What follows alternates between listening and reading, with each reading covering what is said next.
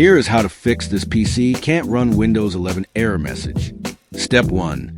Press Shift plus F10 to open command prompt. Step 2.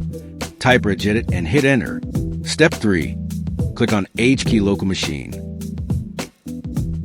Click on System and click on Setup. Right-click on Setup and create a new key named labconfig. Inside the labconfig, right-click on an empty space. Click on New and select D-word 32-bit value. Name it Bypass TPM check. Create another D-word and name it Bypass RAM check. Create the last D-word value and name it Bypass Secure Boot check. Next, right-click on each of the D-word value. Click on Modify and set the value to 1.